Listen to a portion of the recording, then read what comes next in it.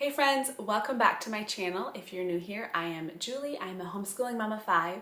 For today's video, I wanted to talk about some of my favorite homeschooling resources or supplies that through the years we have just used over and over again. It's something we keep coming back to and using regularly. I don't want to call these must-haves because maybe it won't be necessary for your homeschool. But I know that there are so many homeschooling resources out there, and especially if you're just starting out, you're looking and thinking, what do I need to get in order to start homeschooling my child? What do I need here?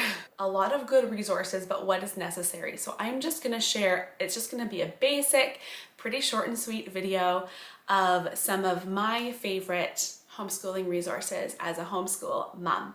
So let's go ahead and get into it. I have a list. The first thing I'm going to mention is a printer, a good quality, well-working printer. I have the Epson EcoTank 2760. I have had this now for 5 years.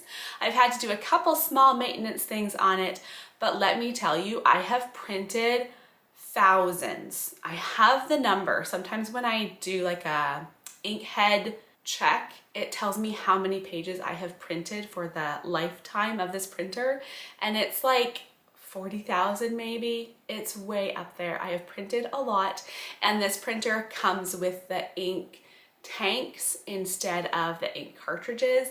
So I buy the bottles of ink and just have to refill every few months, and it saves so much money.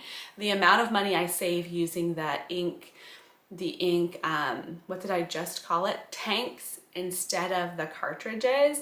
It is so much more efficient and so much cheaper. So definitely, even if you're not thinking of printing up your own curriculum, you can be printing up worksheets, work pages, charts. There's so much you can use a printer for, so you want a good, trustworthy, reliable printer.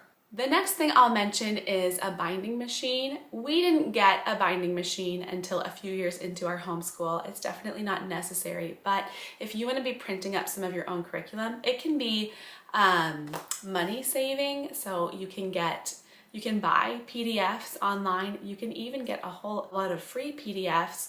And if you can print up your own curriculum and then bind it, I have the Pro-Click binding punch. And so I just punch the holes, and then I have these reusable coils, and it just makes the books look really nice and professional. Another thing I would say, something that we use a lot, is our laminator. A laminator is a very inexpensive thing to buy. I think you can get one for about $25, and then you just have to buy the laminating sheets. I just get an off-brand on Amazon. But again, it just gives a really nice, clean finish to your books. If you don't want to get a laminator, I would definitely say get binders instead. You need somewhere to put some of these pages, some of these books. So even if you're printing up your own curriculum, a binder can work, but I love the clean, nice look of a book bound at home. The next item is a dry erase board, or I usually call it a whiteboard.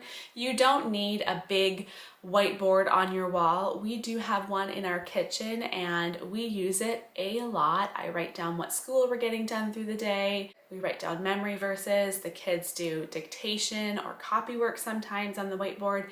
But even if you don't have a big whiteboard on your wall, I would say get a small one. We have a couple of these small, probably 8x11 whiteboards, and we have some dry erase markers. The kids just love having somewhere different to write, so I would use these whiteboards, these small ones, for writing down a word for my kids to copy out. My kids also love doing their dictation on the whiteboard.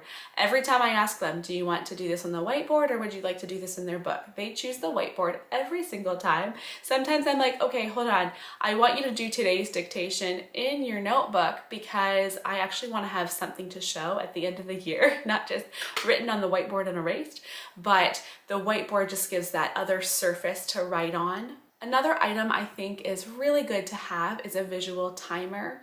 We have a couple of digital timers, we have sand timers, different options. You could just use your stove timer as well, but timers are something that we use a lot for motivation. So I will say, okay, I'm gonna turn on this timer. You have 5 minutes.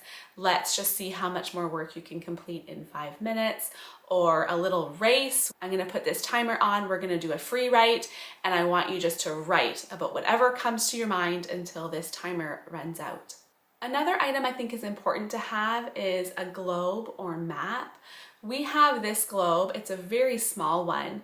It just sits on our shelf. I probably should upgrade to a bigger globe, but if you don't have space for a globe, you can also just get a map. We have this scrunch map. I bought this at the very beginning of our homeschool journey when I felt like we don't have a spot for a globe. It's this map that you can lay out and look at, and then you just fold it to put it away. It can't rip. The material on this, you don't even have to be gentle with it. It won't rip or tear or get ruined.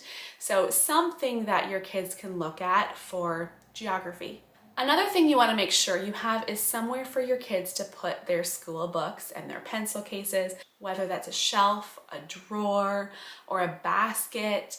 When we first started homeschooling, each of the kids had a dishpan, and that's where they put all their school books. Beginning of the day, they would go get their dishpan off the shelf and bring it to the table. It had all their books in it, somewhere to keep all their books organized. One, so they know where their books go. They have a spot. They're not going to lose their books.